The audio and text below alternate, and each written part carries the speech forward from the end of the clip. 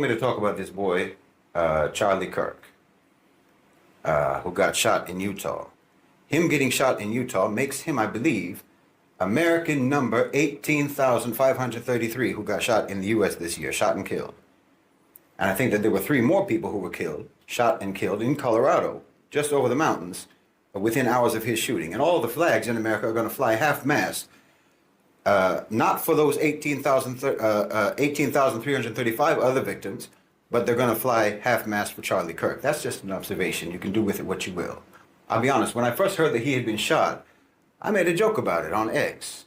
Because frankly, I'm just as used to theatrics coming out of America as I am used to gun violence coming out of America. And I thought that theatrics seemed more likely in this case. But when I did learn that he died, I deleted my post. I deleted it out of respect, not for him, but for the severity and for the solemnity of the judgment that he has now proceeded to. Because everything that he ever said and everything that he ever did that harmed anyone, well, he's going to answer for that. He's going to answer for that right now in his meeting with Allah subhanahu wa ta'ala. And the heaviness of that meeting is disturbing to any of us who believe in it. But we'll talk about it. Let's start with the obvious, okay?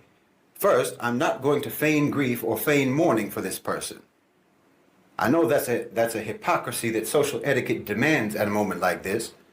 But we all know that he would certainly not grieve for us. He certainly would not mourn for us, just as he never grieved and he never mourned for the wanton slaughter of the Palestinians in Gaza. He never grieved for that. And for myself personally, as a Muslim and as a critic of Western so-called civilization, I know that Charlie Kirk himself would most likely have officially anyway considered me to be his enemy. And as far as I'm concerned, any man whose enemy mourns him when he dies, well, he wasn't doing his job. And I don't think it can be said about Charlie Kirk that he didn't do his job, which is to say that he never did anything and he never said anything in his public life that would make me mourn his passing, just as I hope that I will never say or do anything in my public life that would make my enemies grieve for my passing. They should be happy when I die. Enemies are disturbed by each other's presence, not by each other's absence. But let me also be crystal clear about this. It doesn't make me happy either. I neither mourn nor celebrate. Neither of those reactions is appropriate, in my opinion. Whoever pulled that trigger didn't do it for me and they didn't do it for you. I don't even see them as being on 2 different sides. They didn't silence Charlie Kirk. They amplified Charlie Kirk.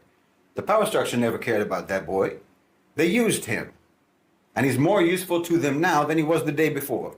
He's more useful to them dead than he was alive. Listen, you don't defeat someone like this, someone like a Charlie Kirk, a tool like him, by letting that tool mold you into exactly what they want you to be.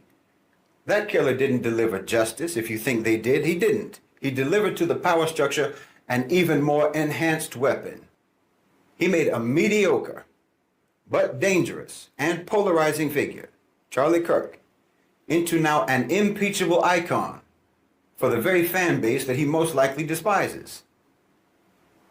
And he made criticism of Charlie Kirk's ideas. Now it's disrespect for the dead. This is not resistance. This is a gift. This is a gift to the very security state that he probably thought he was attacking. Now it's stupidity. Or maybe, as the conspiracy theories are already speculating, what actually happened was just a purge of an expendable asset to create a more powerful symbol. Oh, they'll use his death. Oh, how they will use it. They will use his death to paint every dissenting voice, every cry for a more just world. They'll paint it with the same bloody brush. They're going to use his death to avoid once again ever having to look in the mirror. They're going to hold Charlie Kirk's body up as a shield against any examination of the society that created him. And the society that created his killer. The society that they made and that they rule, and you didn't do anything now but strengthen their hold on that society. They're going to use his corpse as a pulpit to preach from. And you just validated all the lies that they're going to be preaching. You understand me? Because listen, the truth is the Charlie Kirks of the world are not the enemy. The enemy is the society, it's the system, it's the power structure, it's the so-called civilization that creates boys like Charlie Kirk.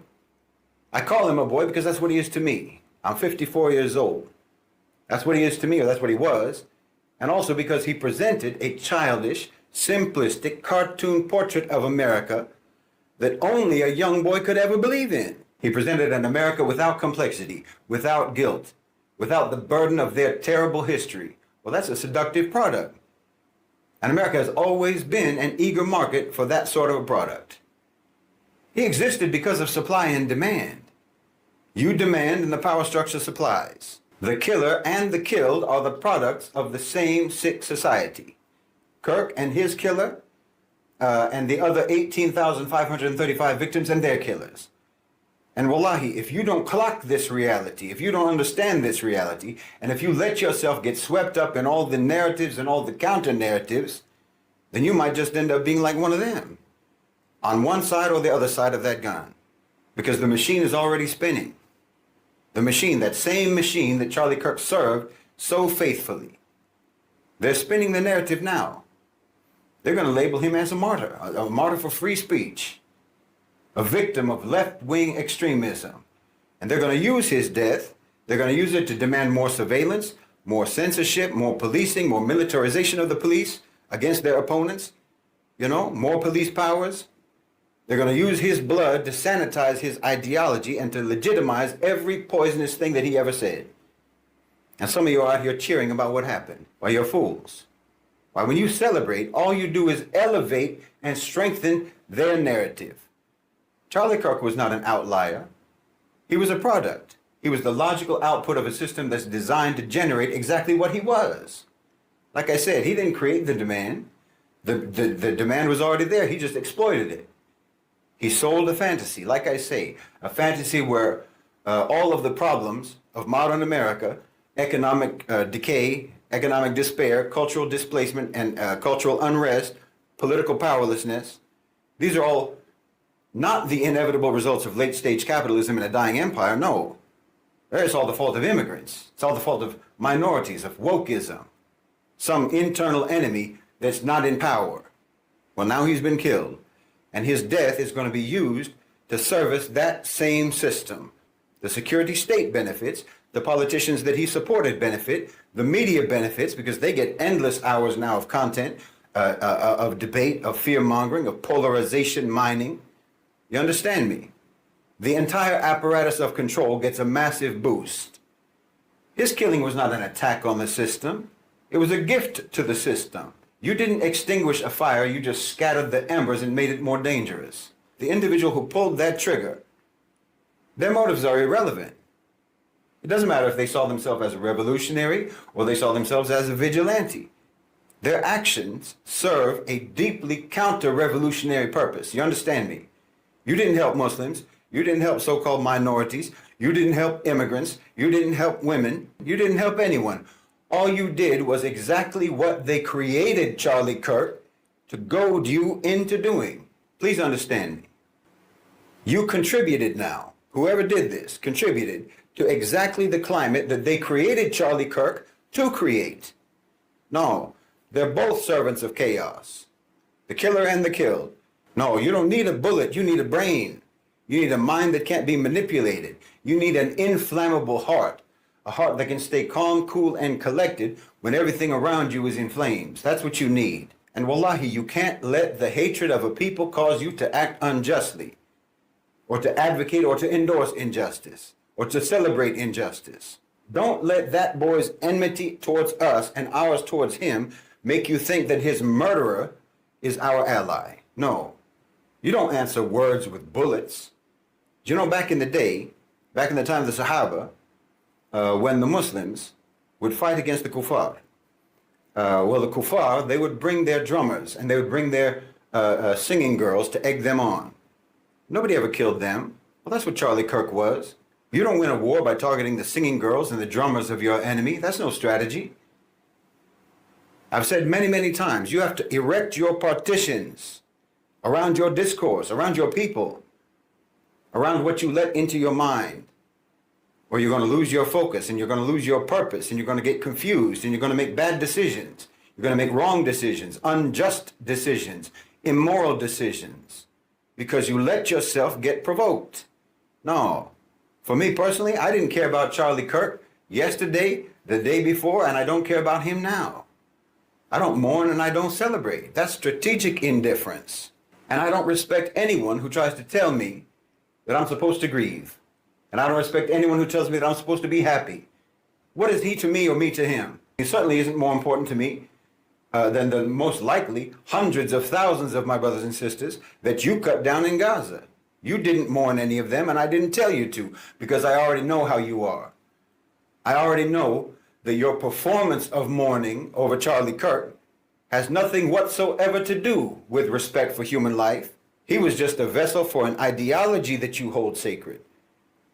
And it's an ideology that dehumanizes people. It's an ideology that disregards the sanctity of life. And we've seen that on full display for the last 2 years. So no, obviously not.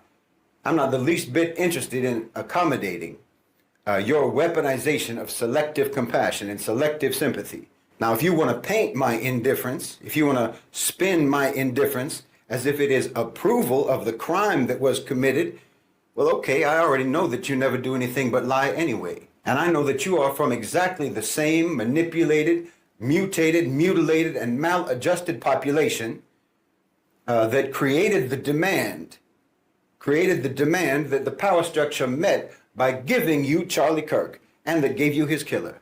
Meaning you're just part of that mob in America, that same collective monster that's responsible for the American genocide of the indigenous people, that's responsible for genocides in Guatemala, genocides in Bangladesh, in Iraq, in Cambodia, in East Timor, in West Papua, and in Gaza.